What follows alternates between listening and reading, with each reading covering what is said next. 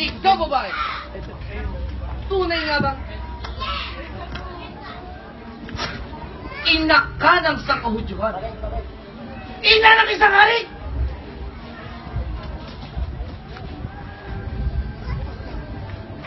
At hari yung anak?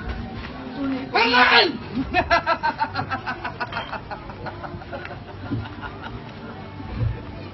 Aba, Ginoong Maria. Mukhang napupuno ka yata ng grasya.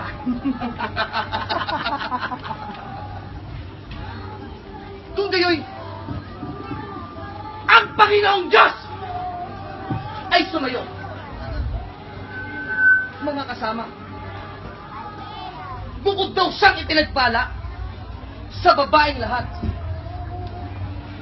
At ipinagpala nito, ha? Nitong anak mong si Jesus! Hangal!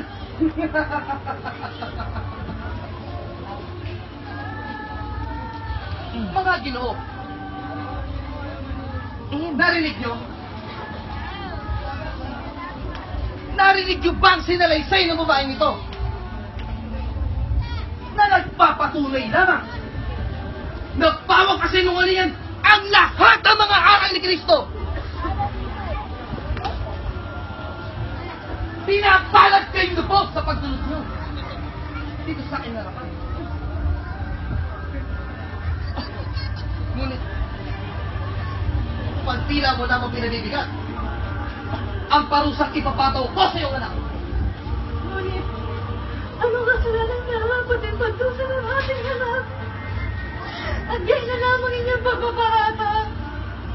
Walang ipinakasalanan ng aking anak na nasabihan kami bawang kabutihan. Sa mga katotohanan, marami na siya natulungan na tao. Ang nais lang namin ay katarungan. Magtigil ka kay Kas at ako iyong pakinggan. Noong isang linggo, sa bayan ng Jerusalem, 1,500 na puno ng tao ang simbahan. At lahat na may karamdam ay kanyang napagaling naman. Sinungalingan! At isa pang pagpapatunay kay Kas. Ano ang Magdalena? Si Lazaro. Si Lazaro? Si Lazaro na aking kapatid, na 3 araw na namamatay, ay kanya muling binuhay! Sinungalingan ka, Magdalena! Katotohanan! Babae ka nga na sa aking pagkakakilala na may...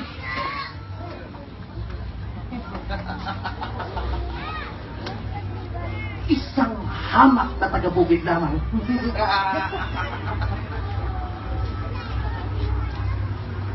At wala mo't ibang nalalaman. Ukot sa iyong pinag-uusap.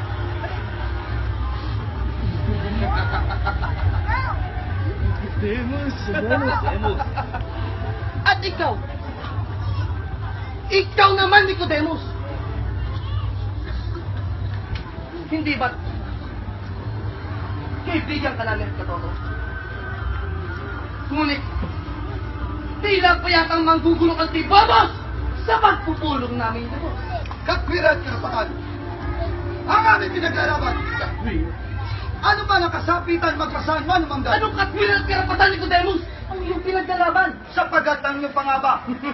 At pangabi! Lalong-lalo na sa akin na mamalas. Sa puso ko'y bumabagabag. Dahil pas! Dahil pamalas ba ng sinedring na ito?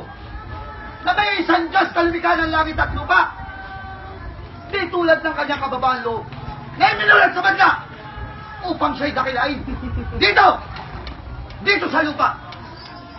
At kung hinangad ni Jesus na kayo napastanganin, ay hindi ang sinadring na ito ang mga magpapaganap ng ganyang gawain. Mukhang nahihibang na yata itong si Nicodemus.